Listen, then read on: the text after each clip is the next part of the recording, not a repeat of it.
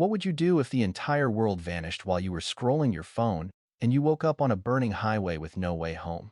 Not a dream, not a simulation. A death game with your name already written on the entry list. His name is Wu, 30 years old. Office worker. The kind of guy nobody notices walking down the street. Soft hands from years behind a desk. A body that hadn't seen real exercise since college. One moment he was on his couch after work, phone in hand, half asleep.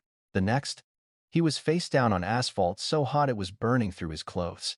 40 degrees outside, no shade, no water, no explanation. He forced himself upright, every muscle screaming in protest, and looked around. A 3-lane highway stretched endlessly in both directions, cutting through nothing but yellow sand.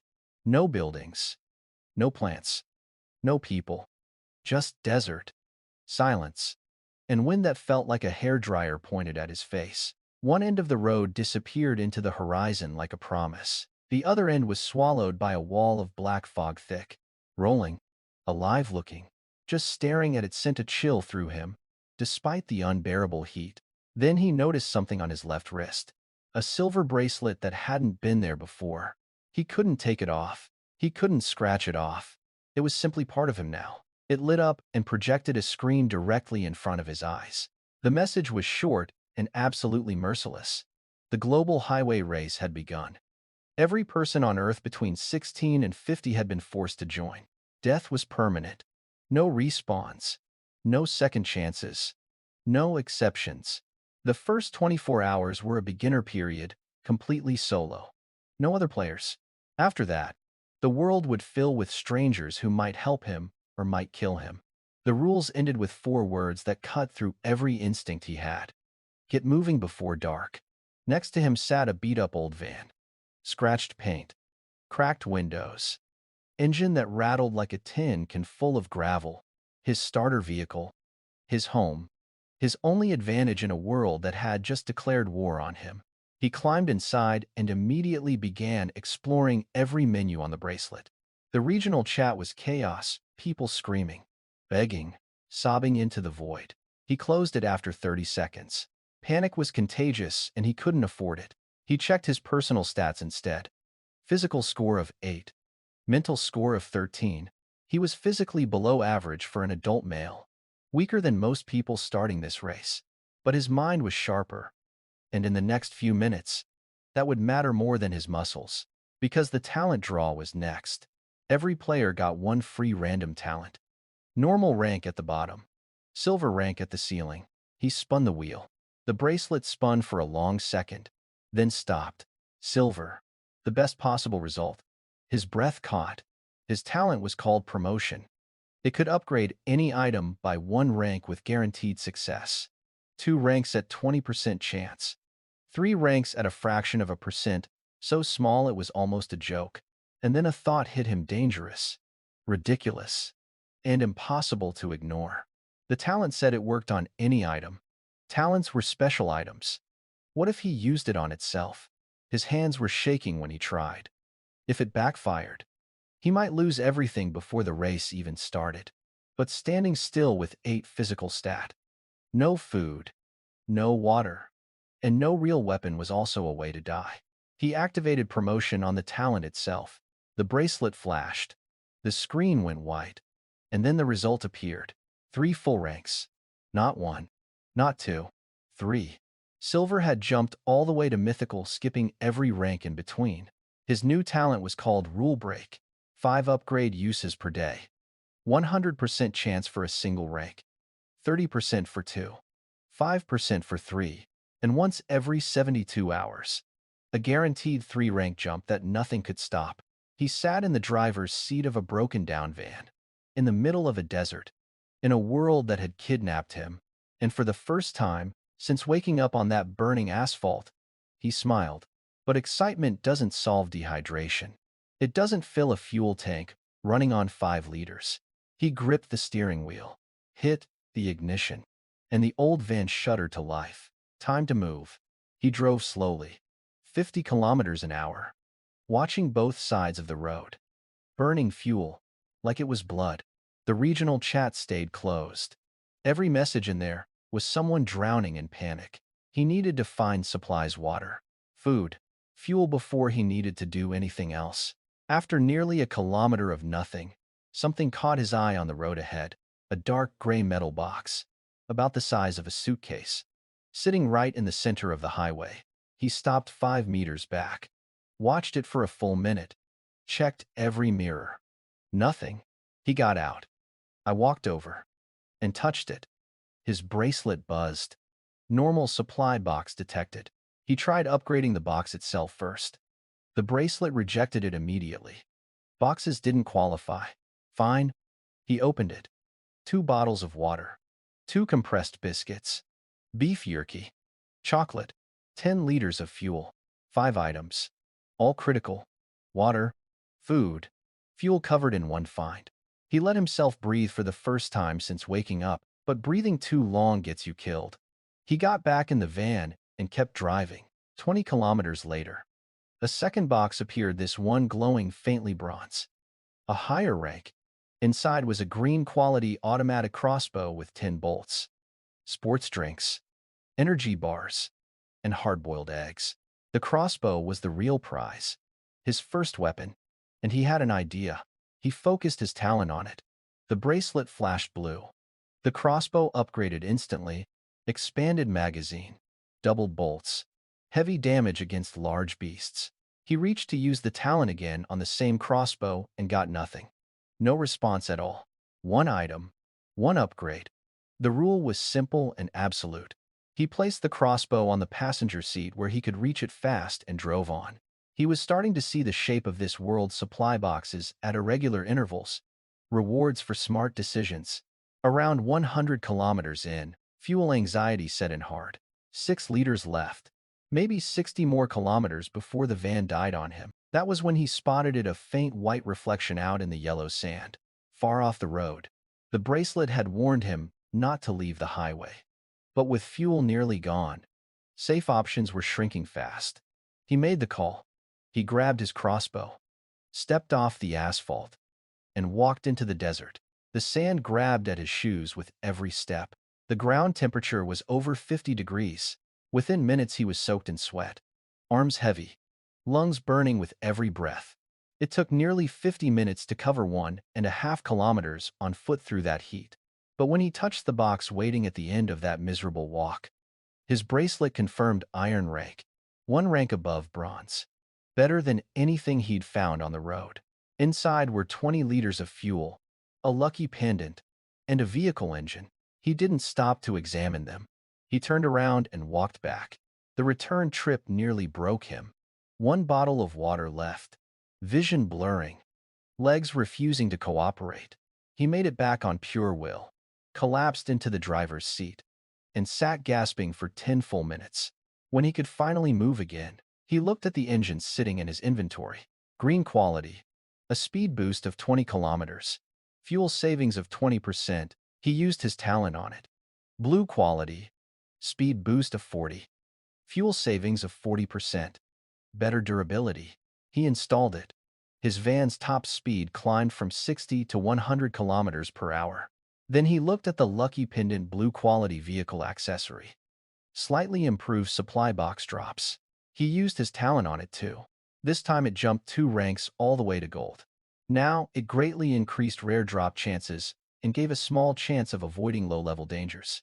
He clipped it to the dashboard and started the engine. Faster van. Better drops. A working weapon on the passenger seat. He was still just an office worker in a broken world. But he was starting to look like a survivor. The sun was dropping toward the horizon, turning the desert orange and red. The bracelet flashed a warning. Night approaching. Stay inside your vehicle. He stopped in the middle of the road, killed the engine, and used the remaining daylight to sort through everything.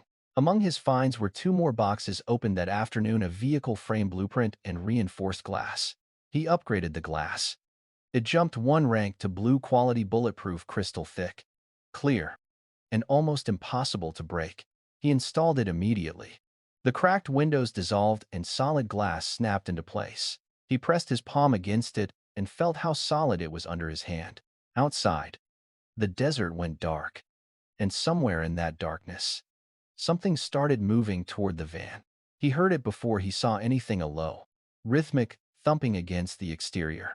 Then the whole van rocked. Not wind. Something physical. Something with weight. His heart slammed into his ribs. He gripped the crossbow and pressed his back against the seat. The bracelet had promised the beginner phase kept players safe. He repeated that to himself in the dark. The van kept shaking through the night. Muffled impacts. Scratching sounds. Nothing broke through. He didn't sleep. He sat rigid with the crossbow in his hands until the sky began to lighten. At 6 in the morning, the system announced night has ended. Enjoy your journey. He checked the regional chat and immediately wished he hadn't. The population counter had dropped from 100,000 to 93,600. Over 6,000 people had died in a single night. Probably the ones who got out of their cars. He stared at that number for a long moment. Then he started the engine and kept driving. 6 hours of beginner phase remained. 6 hours of guaranteed safety before strangers arrived. He found an iron rank box sitting right on the roadside, the same rank that had nearly killed him in the desert. Inside was a Level 1 vehicle upgrade blueprint showing exactly what the van needed to reach Level 2. A Level 2 engine already installed. Level 2 glass already installed. Level 2 vehicle frame not yet. He stared at the screen. Everything he'd done, the engine, the glass, had been prerequisites all along. He had the frame blueprint from the day before. He had exactly enough materials. He crafted the frame, upgraded it with his talent, and installed it immediately. Then he triggered the Level 2 upgrade. A progress bar filled slowly while the van sat locked in place. When it hit 100%, the result appeared on screen. Level 2 standard van. Top speed, 120 kilometers per hour. And a bonus 50 liters of fuel. The van looked the same from the outside, but it felt completely different from behind the wheel. Faster, stronger, more responsive. And now it could support advanced components. He allowed himself exactly 5 seconds of satisfaction before a thought cut through the celebration. If his van was Level 2, that meant there was a Level 3. And if blue quality components existed, something beyond them did too. He couldn't wait to find out what. He drove on. The gold lucky pendant on his dashboard glowed faintly as he covered more ground. Bronze boxes appeared more frequently than the day before. The game was increasing supply drops on day 2. He kept finding weapons in them, knives, a bow and arrows, cold steel everywhere. The system was arming everyone, and that meant combat was coming whether he wanted it or not. Then he hit a fork in the road. 2 identical 3-lane highways splitting off with no signs and no markings. No logic to choose by. New map to consult. Just 2 empty roads going 2 unknown directions. While he sat there, the gold pendant on the dashboard started glowing. A gut feeling hit him, not a thought. Not a decision. Just a pull. Go right. He trusted it and turned. For 2 hours and over 100 kilometers. There was absolutely nothing. Not a single supply box. Not a single flash of metal in the sand. He was furious. Fuel wasn't an issue anymore, but time was. And he was burning both on empty road. He muttered at the pendant, threatened to smash the little gourd against the dashboard. And then, just as he was about to turn around, a metallic gleam by the roadside. Bigger than any box he'd seen before. Silver-white glow. Fine details carved into every surface. Silver rank supply box. Inside were 4 items that changed his afternoon completely. A blue quality energy core. A vehicle component that replaced fuel entirely for a full day on a single use. A green quality vehicle air conditioning blueprint. A case of instant noodles. 5 bottles of water. He looked at the pendant and felt genuinely sorry for every insult he'd thrown at it. He held the energy core, in his palm a small blue sphere. Smooth and faintly glowing. He didn't install it yet. His talent's special 3-rank ability had finished its cooldown. He'd been saving it for something worthy. This was it. He activated the ability. The bracelet surged. Blue jumped 3 full ranks. The energy core transformed in his hand. The system called it a vehicle nuclear reactor. Unlimited stable energy. No fuel required. Ever. He read those words 3 times. His hands were shaking. Every worry about running dry. Every anxious glance at the fuel gauge. Gone. 1 item. One upgrade. The single biggest survival problem on this highway solved permanently. Then the bracelet chimed. Noon hit, the beginner phase was over. The highway survival had officially begun. The announcements came in a wave. An extreme heat event had started. Temperatures rising for 7 days. New features. Unlocked a trading system. Private messaging. A friends list. Roads would now overlap with other players. Monsters would start spawning. And a red countdown appeared on his bracelet, 2 minutes and dropping. He didn't think. He grabbed the green quality AC blueprint and used his talent on it. 30% chance for 2 ranks. It triggered. The AC leaped from green to purple. Temperature control from 12 to 32 degrees. Air purification. Real-time readings. Energy consumption increased by 15%. He laughed out loud at that part. He had a nuclear reactor. The AC could run forever and never make a dent. He installed it instantly. Cool air flooded the cabin like a wall of relief. After a day and a half of sweltering heat, that first wave of cold air felt like a physical gift.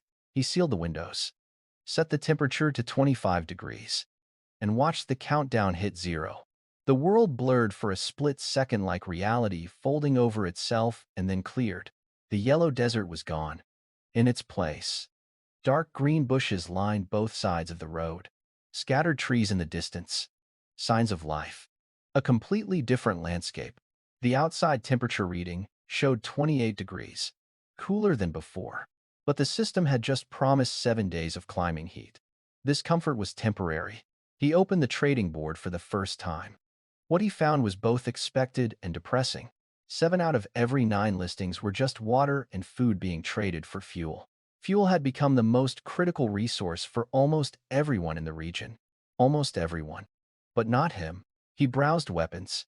All garbage white quality wooden sticks. Rusty knives. Basic tactical blades. Anyone with a real weapon would never trade it. Only useless junk ended up on the market. Then he found something worth stopping for a reinforced off-road tire blueprint. Green quality. The seller wanted 50 liters of fuel. Before the reactor, that would have been everything he owned. Now fuel was dead weight. He offered 20, opened a private message, and moved on without waiting. An hour later, around 3 in the afternoon, a wolf appeared next to a supply box 50 meters off the road. Not a normal wolf. Bigger than a tiger. Thick gray fur. Claws the size of belt knives. He opened the window a crack and raised the crossbow. 6 misses in a row. He was losing his mind. 7th shot, the bolt sank into the wolf's back. Blood sprayed out. The wolf howled and charged. It slammed into the van doors hard enough to rock the entire vehicle off its suspension. He held steady. Waited for an opening. Shot it in the belly. The wolf leaped and swiped through the window gap. Its claws caught his arm and drew blood. He gritted through the pain, lined up the shot, and put a bolt through its eye. The wolf convulsed once and went still. He waited 20 full minutes before moving. When he finally got out, he was shaking all over hands, legs, voice. He'd won. To does. But this fight had slapped something important back into him. He'd been getting comfortable. Smooth upgrades. Great loot. Unlimited power. He'd started treating this like a game he was winning. That wolf reminded him he was just an ordinary man with no combat training.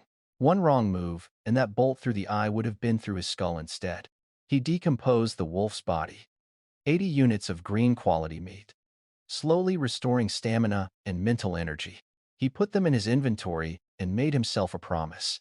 Never get careless again. The silver rank supply box from under the tree contained 3 items he hadn't expected. Another blue quality energy core spare. A green quality handgun called the Shadow Blade pistol. And seasoning powder. A rail gun. In a world of crossbows and steel pipes, a firearm changed everything. He used his talent on the pistol without hesitation. 30% chance for 2 ranks. It triggered again. Green to purple. The Shadow Blade became the Phantom Pistol silenced. 15 rounds. Regenerates 1 bullet per hour. Unlimited ammunition. Slowly regenerating. But he would never run dry. He upgraded 1 unit of wolf meat next. Blue quality. Eating it permanently increases physical stat by 1 point. 80 units. 80 days of guaranteed stat growth. He put the crossbow in the back. The phantom pistol took its place on the passenger seat. He drove on. The supply boxes kept coming, and he kept moving. That evening, the tire blueprint seller replied. They settled on 30 liters of fuel. He crafted the tires, upgraded them with his talent blue quality. Blowout proof, resistant to small firearms, plus 30 speed. The van's top speed jumped to 150 kilometers per hour. He looked at his full loadout. Gold pendant, blue engine, glass, frame, tires, purple AC, orange nuclear reactor. He checked the level 3 upgrade requirements in his head. He suspected he was close. He just needed the upgrade blueprint and the vehicle core, whatever that turned out to be. That night, a friend request arrived from the tire blueprint seller. Her name was Su Wan Wan. He accepted. A reliable trading contact was valuable. She offered him first pick on all her future blueprints in exchange for continued fuel trades. He agreed immediately. Blueprints were rarer than almost anything on the market. He also bought a white-quality mini-fridge blueprint from another trader for 10 liters of fuel. Nobody else wanted it.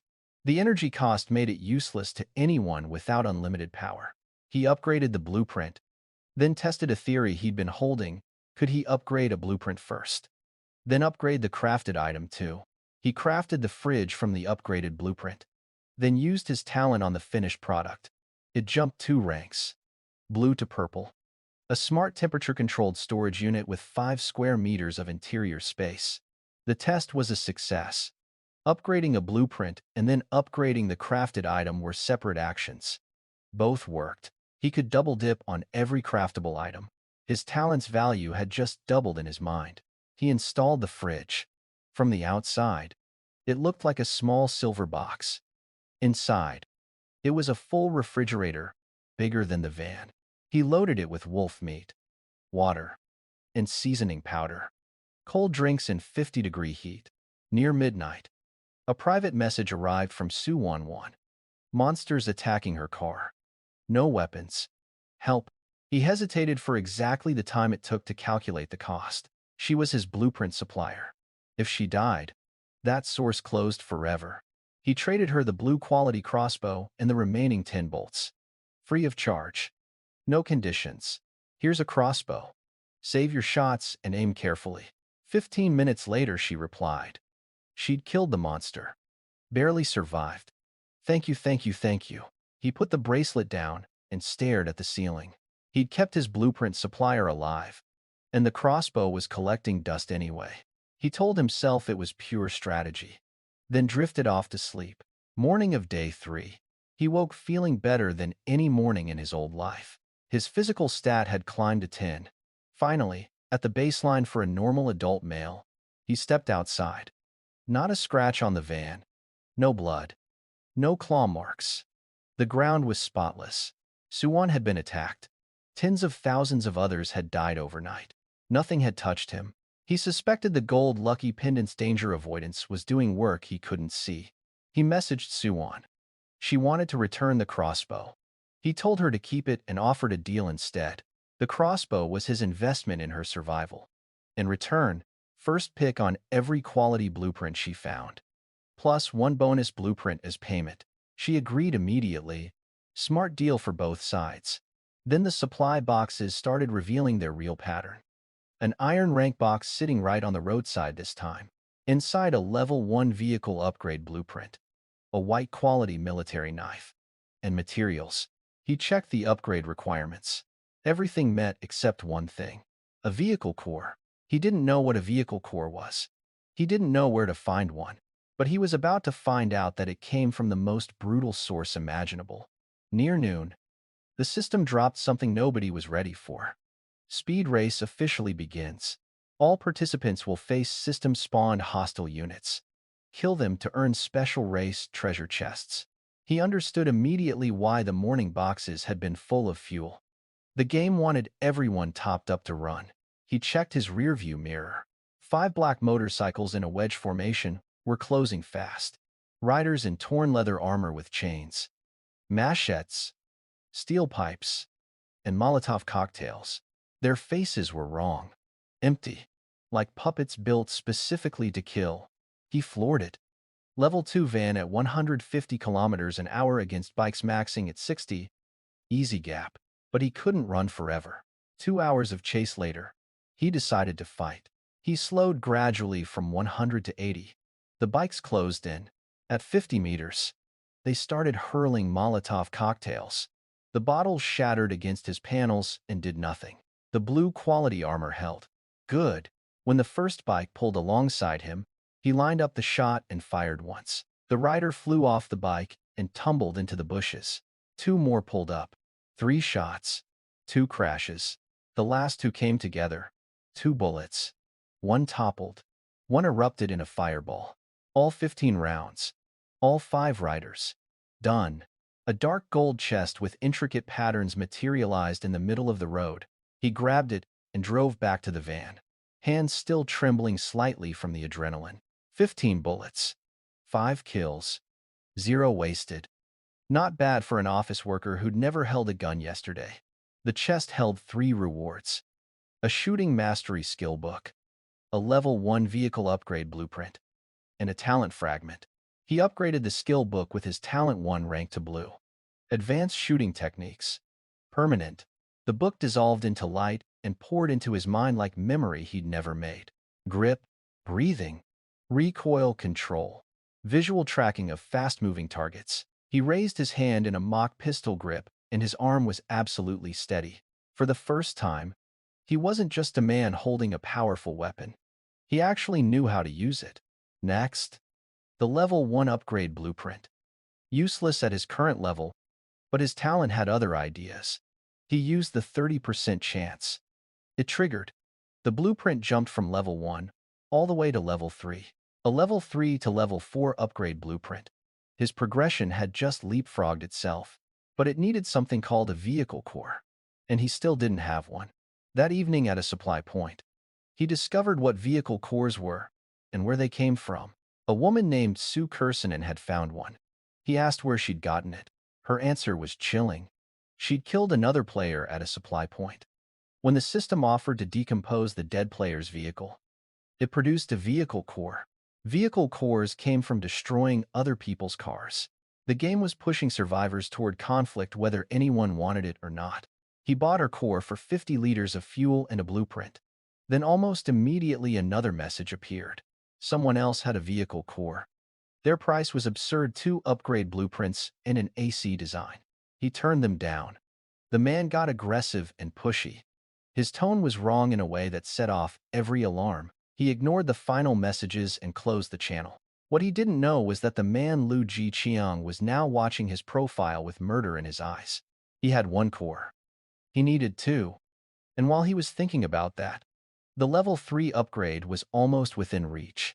He reviewed his materials, spent the night trading for the last few items he needed, and hit the upgrade button at dawn. Step away from the vehicle. The system locked it in place. A blue glow wrapped around the old white van. 10 minutes later, it was gone. What stood in its place was silver gray, new-looking, and completely transformed inside. Soft seats, LED ceiling lights, wall lamps built into the doors. After 2 nights of absolute darkness inside a car, just being able to see at night felt like civilization returning. The real upgrade was the dashboard, a full touchscreen control panel with a 10-meter map function. Supply boxes would now show up automatically on screen. No more straining his eyes at the roadside.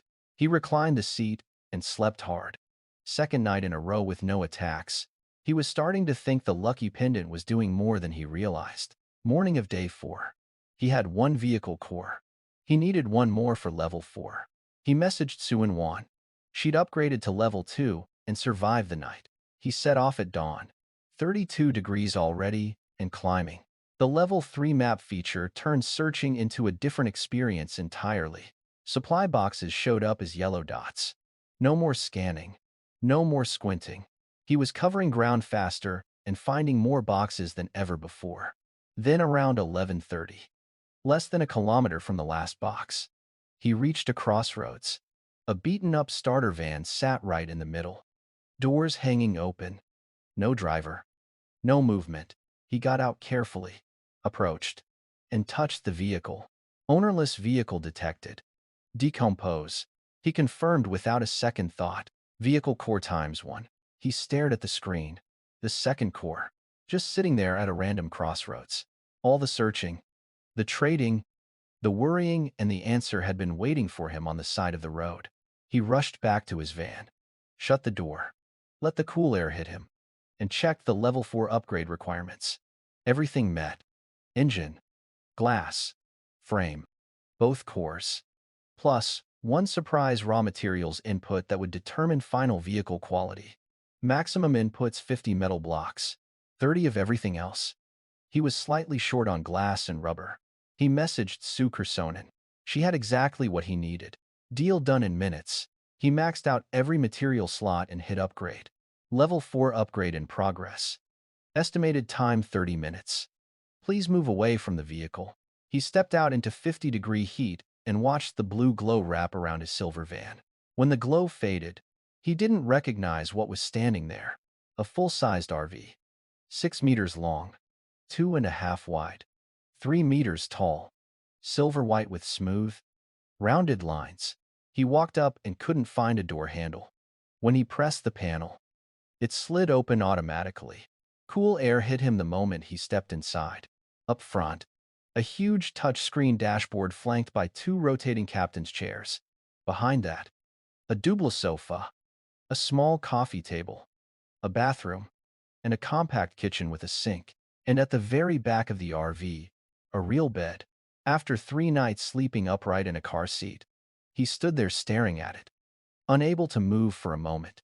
Level 4 RV. Top speed 200 kilometers per hour. And a new option vehicle weapon mounts. The stats were almost secondary. What mattered was that this wasn't a vehicle anymore. It was a home, and then 3 global announcements rolled in simultaneously. First, a player had reached level 4, unlocking a regional vehicle ranking board showing the top 60,000 players. Second, Phase 2 had begun, bringing increased danger to the highway. Third, major system updates were coming, and players would have to discover what they meant on their own. The ranking board immediately asked if he wanted to hide his name. He tapped it instantly, but he'd been a fraction too slow. His name had been visible for a few seconds, and someone had already seen it. He looked at the rankings. His score 11,240. Second place 141. Third place 132. The gap was not a gap. It was a canyon. His nuclear reactor alone was worth 10,000 points. His gold pendant added 1,000 more. Everyone else was operating with green and blue equipment at best. He was in a completely different category of player. He didn't check the world chat to see the explosion that announcement caused. He already knew. What he cared about were vehicle weapons. Phase 2 meant greater danger. The RV needed firepower. He started driving to rebuild from scratch. Materials were nearly gone after the level 4 upgrade. Half an hour into the drive, a yellow dot appeared on the map. Supply box. And next to it, a massive wolf-like creature. He opened the window, aimed his pistol from 200 meters away, and fired once. Perfect headshot. The shooting mastery skill was working exactly as advertised. The supply box gave him basic materials. He moved on. 40 minutes later, a second dot, and this time something crouching beside it that wasn't a wolf. Humanoid. 1 meter tall. Gray-black wrinkled skin. Blood-red eyes. Claws. A mutant. He put a bullet through its head without breaking stride. Phase 2 was already changing the enemies he faced. The system was escalating on schedule. Near 6 in the evening, something appeared on the horizon. He hadn't expected a building. A supply point. 2 silver vending machines sitting inside a small metal structure by the road. The left machine recycled unwanted items for points. The right one sold equipment and blueprints.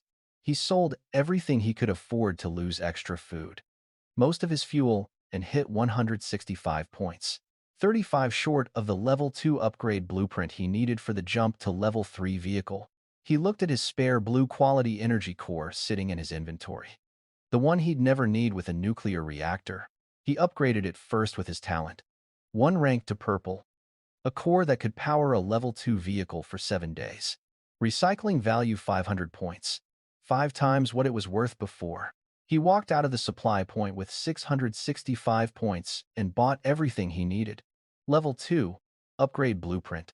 Plus, green quality blueprints for frame, glass, engine, and another level 1 upgrade. 450 points spent.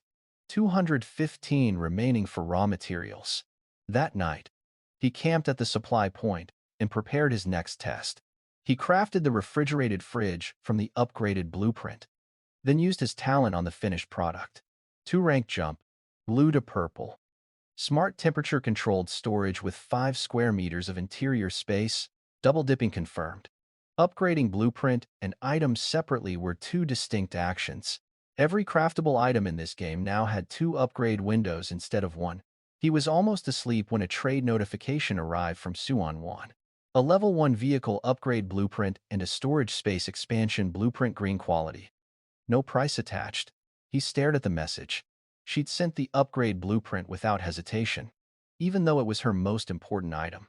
He declined it and kept only the storage blueprint as her promised payment. Then he asked the question that had been nagging him for days.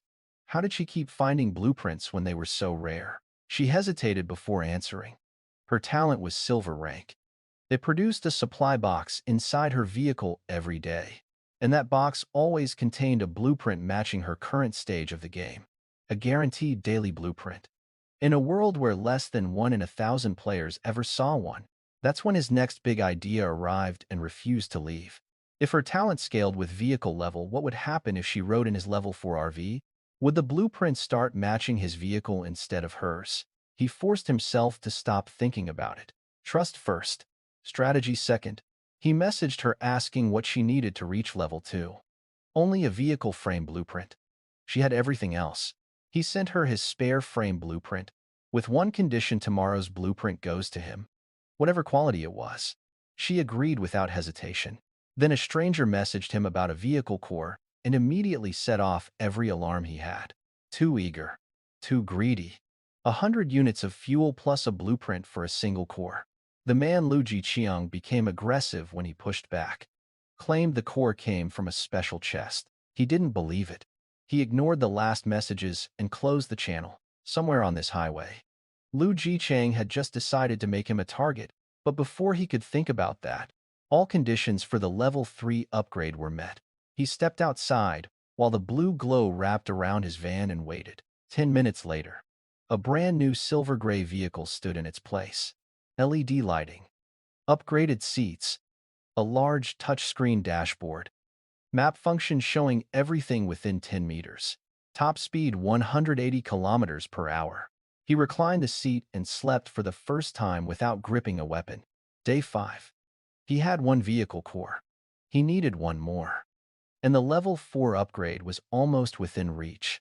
Then a crossroads, a dead starter van, an abandoned vehicle with no owner. Vehicle core times 1. Just sitting there like the game had left it as a gift. He maxed out the material inputs for the upgrade and hit confirm. 30 minutes later, the van was gone and the RV was standing in its place. Bed, kitchen, bathroom, smart door, weapon mount capability, home. Phase 2 had begun with the RV's arrival. Greater danger was on its way. His first real test of the new vehicle came sooner than expected. 3 in the afternoon. A supply box off the road. A wolf next to it, not a normal wolf. Something bigger. He fired 7 crossbow shots back in the old days. Now, 1 pistol shot from 200 meters. But that wasn't the moment that shook him. That night, something more dangerous than a wolf came calling. Scratching sounds outside the RV at 10:30. Slow. Deliberate. Getting closer. He crept to the driver's seat and hit every light, interior and exterior. White beams cut through the darkness and illuminated the road ahead. About 20 meters out, 10 dog-like monsters stood in a semicircle, bigger than normal dogs. Green eyes glowing in the light. The moment the light hit them, their leader snarled and they tensed to charge. He opened the window, raised the pistol, and fired shot after shot. 10 headshots. 10 monsters down before any of them reached the vehicle. Then the entire RV shuddered from the back. A massive version of the same creature, nearly 2 meters tall, was ramming the rear with full force. He emptied his remaining 5 bullets into its head. It finally collapsed. He slumped onto the sofa, completely out of ammunition, staring at the ceiling. He needed to check the RV for damage before anything else happened. He grabbed the armor-piercing tang blade, the melee weapon he'd laughed at earlier for being useless to an office worker. He stepped outside into air thick with the smell of blood. The rear of the RV was badly damaged. Deep dent in the hull. Metal warped. Paint stripped. A few more minutes of that, and the blue quality armor would have been torn open. He walked over to the giant monster to decompose it. Reached down to touch the body. Its head snapped up. Green eyes blazing. Jaws open. Fangs lunging straight at his face. It had been playing dead. Pure instinct threw him backward. The fangs missed his face and tore across his shoulder instead. Blood sprayed. The pain was blinding. He stumbled back against the RV with nowhere to run. The monster rose to its full height, growling, eyes locked on him like he was already dead. It lunged. He dodged sideways, gripped the tang blade with both hands through the screaming pain, and drove it upward into the creature's throat. The purple quality blade slid through like the monster was made of paper. The armor-piercing effect wasn't just a label. The creature thrashed. Claws raked the RV's exterior. It shrieked in agony and went rigid. He let go of the blade and slid down the side of the vehicle to the ground, pressing his hand against the wound. 1 second slower. That was all it would have taken. Then he checked the time. 23:59. 1 minute until midnight. Until his talent charges reset. He forced himself up, touched the leader monster's body before time ran out. Leader class body detected. Decompose. 30 units of blue quality dog meat. He stumbled inside and collapsed. At midnight, 5 talent charges refreshed. Without hesitation, he used one on a unit of the dog meat. It jumped 2 ranks to gold quality. The description nearly stopped his heart. Permanently increases physical stat by 100 points. 100. In a world where peak human physical stat was 20, his hands were shaking again, not from the wound this time, but from what he was about to become. He cooked it before it was fully ready and ate it standing in the kitchen with blood still drying on his shoulder. The warmth hit instantly, then exploded. Energy detonated through every cell in his body like a furnace had been lit from the inside. His shoulder wound sealed, right in front of his eyes. The torn flesh closed and scabbed over at impossible speed. The pain vanished. Strength surged through him in waves he couldn't process. His vision went dark. He hit the floor. A faint golden light seeped from his skin as he lay unconscious, transforming in silence while the world outside slept. He woke at 8:45 in the morning. Over 8 hours. The deepest sleep he'd had since arriving in this world.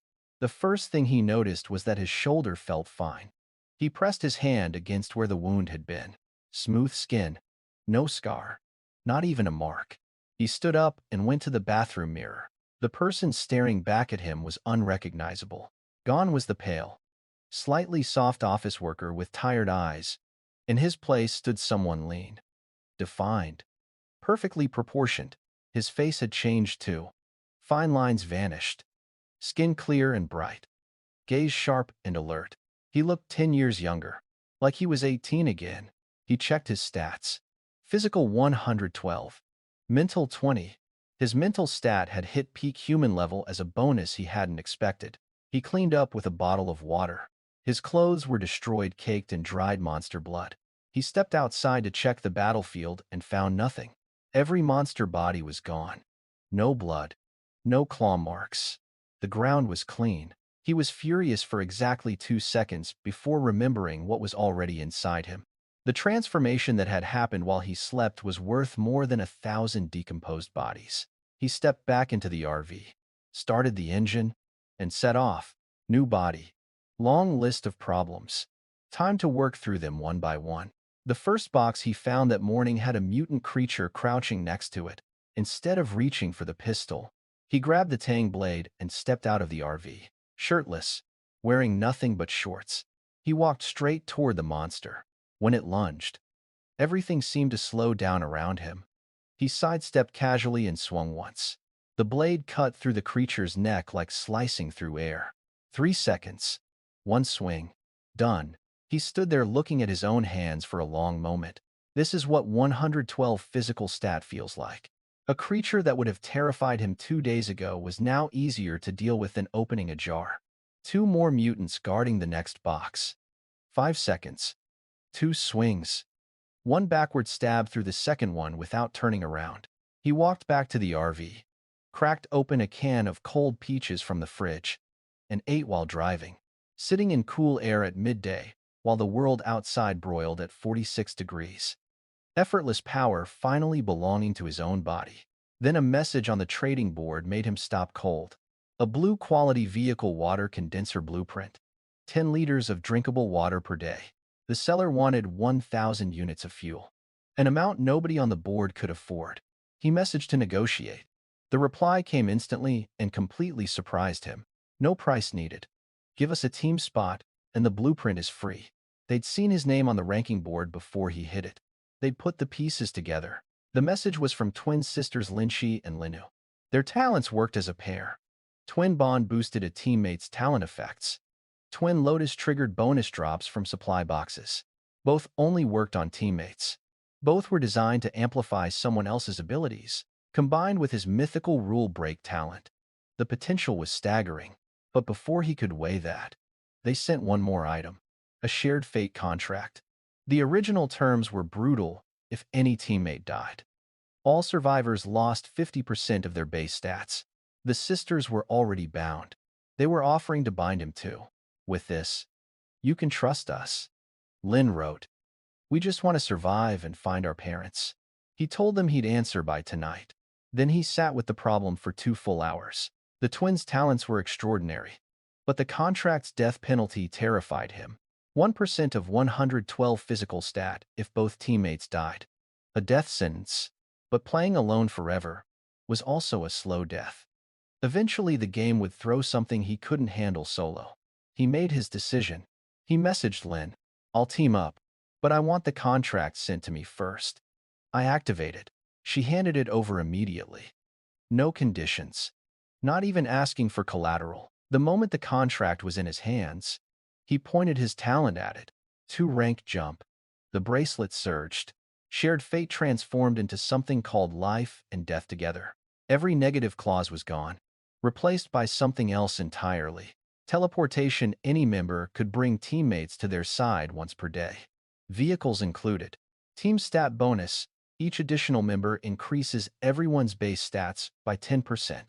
Death clause reversed if a teammate dies. Survivors gain 30% stats for 1 hour instead of losing them.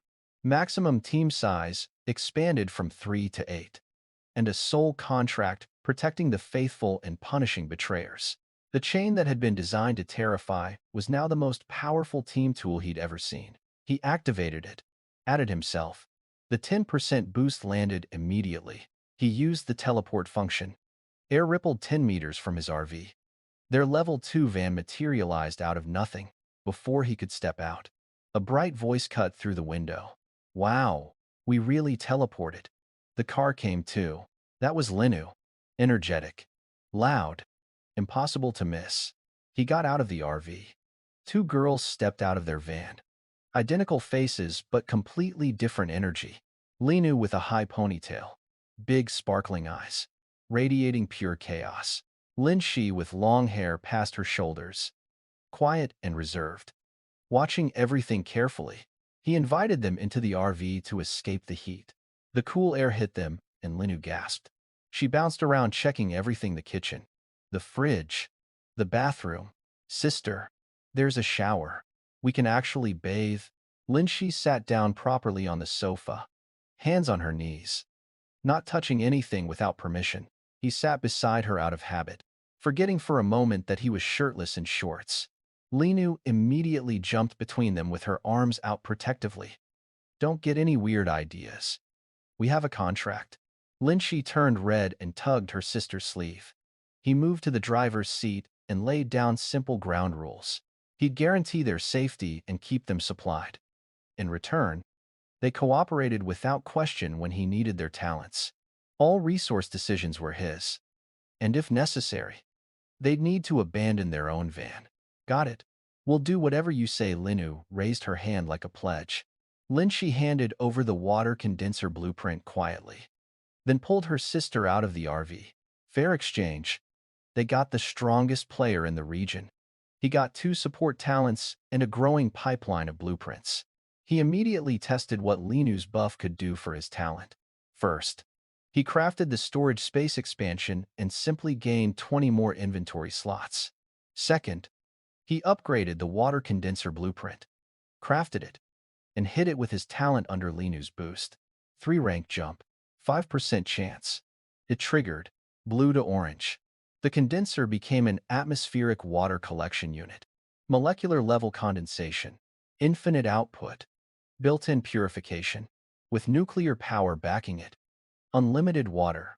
He turned to the twins and smiled. "You can shower soon. The water's coming." Li Nu nearly launched off the sofa. Lin Shi was skeptical. A condenser only makes 10 liters a day. Showering seemed wasteful. He told her not to worry about the supply. "Take as long as you want." They didn't understand how, but the look on his face told them not to question it. While they showered, a message from Su Wanwan arrived. She'd found a water condenser blueprint for him. "Already have one. Keep it for yourself." She asked how he'd gotten it so quickly. He deflected and asked about her situation instead. Her answer worried him. Rising temperatures. Monsters guarding every box. No combat ability. She was struggling badly. That evening, the twins came out of the bathroom looking like different people entirely. Clean clothes, damp hair, rosy cheeks. Then it was his turn. He stepped into the shower and let hot water pour over him for the first time in 5 days. Grime, dried blood, salt, and the weight of everything that had happened, all of it washed away. For a few minutes, he wasn't a survivor in a death game. He was just a person taking a shower. And it was the most peaceful moment he'd had since waking up on that burning highway. At 9:18 that night, he used the 3-rank jump ability on a unit of blue-quality dog meat. Blue to orange. The meat transformed. The system called it Heart of Tai Sway. Effect 1000 physical stat plus a passive called Iron Body. Massively increases physical toughness. He read the stat once. That was enough. He ate it without another thought. Warm, gentle energy spread through his body this time. Peaceful, almost meditative. His awareness lifted. He watched himself from a distance, fully conscious, but unable to move. Then, darkness. He woke at 4 in the morning. His senses hit him like a wall. He could hear the twins breathing through closed doors. He could see individual pebbles on the road in near total darkness. He could feel air currents shifting around his skin. Physical stat 1445. Iron Body passive unlocked. He stepped outside and jumped straight up. The asphalt cracked under his feet. He shot upward 20 to 30 meters. From that height, he could see the landscape stretching endlessly in every direction. He sprinted. He leaped. He tested every edge of what this body could do until dawn broke. He was no longer something that could be called human in any ordinary sense. The twins reported that dozens of monsters had circled the vehicles all night, growling, stalking, never coming closer. The monsters were afraid of what was sleeping inside that RV. Phase 3 launched at 6 in the morning. Supply boxes would no longer spawn on the road. Instead, shared public zones would appear, massive areas filled with better supplies and other players. Contact with other survivors was now unavoidable. They drove into the first public zone 90 minutes later. A ruined city, 10,000 square kilometers of shattered skyscrapers and collapsed overpasses. Black fog infected moving through the rubble. Supply boxes hidden in the ruins. He installed the gold-quality panoramic scanning radar he'd built that morning, 1,000 meters of real-time awareness. Nothing in this city could hide from him. He swept the outer edges while the twins followed in their van. Stop, kill, grab box, drive. Every monster he faced folded in under 5 seconds. He didn't even draw the pistol. That evening, the twins couldn't survive the city's rising heat in their basic van. He made the call. "You're sleeping in the RV tonight. You two take the bed. I'll take the sofa." Then a pale blue-green chest materialized on the coffee table. Suan Wan's daily talent box triggered inside his level 4 RV. Blue quality blueprint. Her talent had upgraded to match his vehicle. The theory was confirmed. He knew what he had to do. He messaged Suan Wan directly. Are you safe? Tell me if something's wrong. An hour of silence, then her reply arrived, and his stomach dropped. Can you save me? I'm so scared. Monsters everywhere. My van is falling apart. He replied instantly. Do you trust me? Her answer came in a heartbeat. I trust you. Whatever it takes. Please just get me out. He opened the contract and added her name. She accepted before he could read the confirmation. He stepped outside. 10 meters from the RV. Air rippled and Suan Wan's battered van materialized out of nothing. Scratched panels. Shattered windows. Doors dented inward. Black monster blood smeared everywhere. He called her name. Steady. Not loud. Just present. The girl curled up in the driver's seat, looked up through broken glass and burst out of the van running. She hit his chest and sobbed. He held her there in the ruined city while she fell apart in relief. She was safe. His fourth teammate, the blueprint talent he'd been protecting from a distance, was finally beside him. He carried her inside. The twins fell silent when they saw him walk in holding a sobbing, disheveled girl. Linu broke the silence first. Where did you find this pretty girl? Linshi pulled her sister's arm, greeted Suan Wan gently, and guided her toward the bathroom without another word. An hour later, Suan Wan came out cleaned up, changed, and composed. Still red-eyed but present. She told them what had happened. 3 men who'd turned on her after sharing a day of scavenging together. They'd taken most of what she'd found because she was a girl with no combat ability. When she refused to open her van at night, they attacked her vehicle and chased her until the monsters closed in. Linu was furious. Linshi comforted her quietly. He said nothing for a moment. In a world with no rules and no consequences, some people will do anything. This is just the beginning. He meant it as a warning, not a comfort. But then Suan Wan smiled small. Real. The first genuine smile he'd ever seen from her. You're part of the team now. No more thank yous needed. The next morning, she gave the RV her van's vehicle core and abandoned her old vehicle on the spot. I'm all in, she said, and handed it over without hesitation. Her daily talent chest had already confirmed what he suspected spawning inside the level 4 RV. It produced a blue quality blueprint. On her old level 2 van, she'd only ever generated green once. His theory was proved.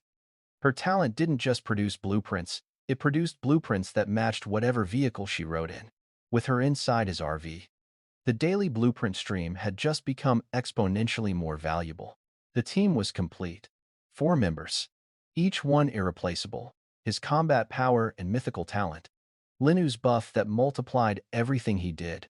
Linshi's drop enhancement that turned good boxes into extraordinary ones. And Suan Wan's daily blueprint generation now synced to the most powerful vehicle in the region. That afternoon, the team converged on the central skyscraper at the heart of the ruined city. Outside temperature, 55 degrees. A normal human would collapse from heat stroke within 30 minutes. He told the 3 girls to stay in the RV. Lock the doors. Don't come out no matter what they heard. Suan grabbed his arm. Worried. There are so many monsters in there. Are you sure? Linu patted her shoulder. Relax. He's basically inhuman at this point. Linshi looked at him last. Be careful. If it's too dangerous, come back. He grabbed the Tang blade and stepped into the heat. The tower lobby was crawling with black fog infected dozens of them, and at the center, a massive leader variant 2 meters tall with arms like tree trunks. He felt something he hadn't felt in days. Excitement. A real fight. Something that might actually make him try. 3 minutes. That was all it took. Every infected down. Not one landed a hit. When the leader fell, a supply box appeared beside it, unlike anything he'd seen before. Gold. Covered in intricate carved patterns. The bracelet named it the gift of the brave. He walked back to the RV carrying it under one arm. That evening, Linshi opened the gold chest with Linu's buff active. A genetic optimization fluid 20 permanent physical stat. A vehicle parts selection voucher. A purple quality M249 light machine gun. A silver rank talent fragment. Linu nearly screamed. None of them had ever seen items at this quality level outside his inventory. He praised Lindsay's contribution. She looked at the floor and handed everything to him, trusting his judgment completely. That night with Linu's buff running, he used 5 talent charges in rapid succession. The M249 machine gun 2 rank jumped to orange. It became a 30mm chain gun autocannon mounted on the RV roof. Armor-piercing incendiary rounds and high-explosive grenades. 2,500-meter ground range. Resets daily. Unlimited power cost covered by the reactor. The vehicle frame upgrade 1 rank to purple. Heavy armor core frame resistant to high-speed collisions and medium explosions. The vehicle workbench green to blue on the blueprint. Crafted. Then upgraded again to gold in a 2-rank jump. A smart command hub with autonomous driving. Full status monitoring. Weapons system coordination. And complete device management. His RV now had a brain. A fortress-grade hull. And a weapon on the roof capable of reaching targets 2.5 kilometers away. He checked the ranking board. His score had climbed to 33,610. Second place sat at 173. He didn't bother reading the chat. He already knew what it looked like.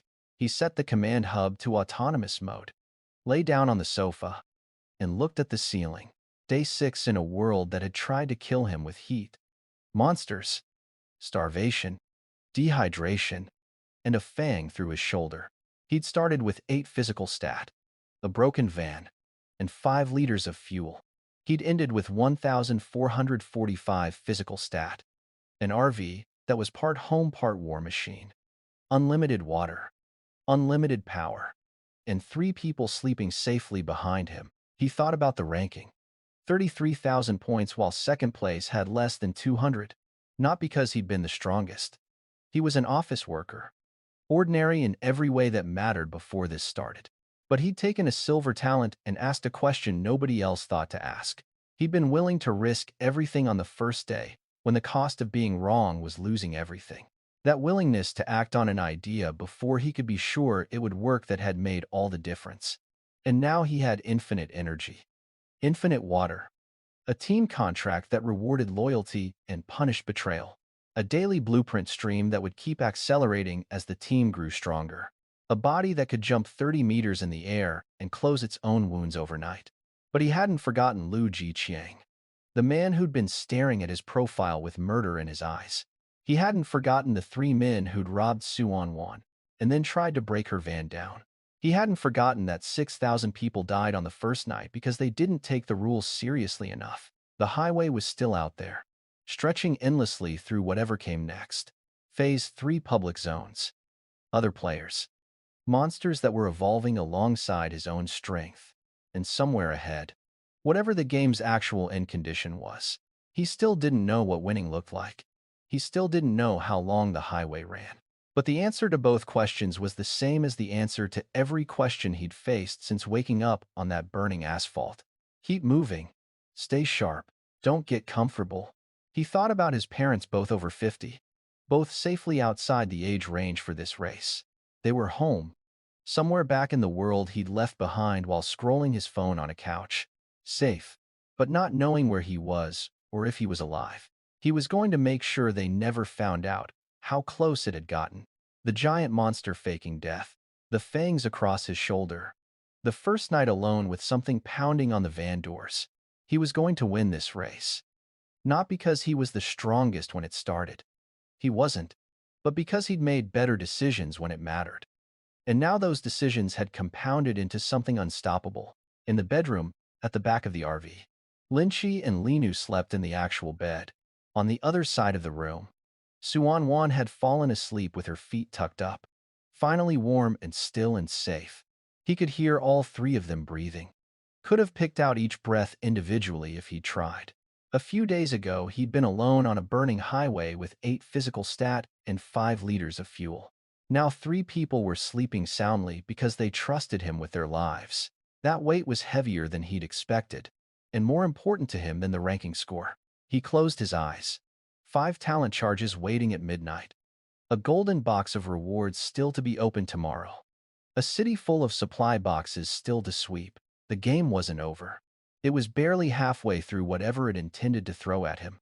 But for the first time since waking up on that burning road, he wasn't afraid of what came next. He was ready for it. Outside, the ruined city was silent. The monsters that had circled all night stayed at their distance. They could sense what was sleeping inside that silver-white RV. Something that had started the race as prey and become something else entirely. The highway stretched on, endless, unknown, full of everything still to come. And somewhere far ahead, past the ruins and the heat and the fog-covered horizon, the finish line was waiting. He didn't know what it looked like. He didn't know what it cost. But every upgrade, every decision, every calculated risk had been pointing him toward it from the very first moment. One silver talent. One question nobody else thought to ask. One man willing to bet everything on the answer. That was how an ordinary office worker became the most dangerous person on the highway.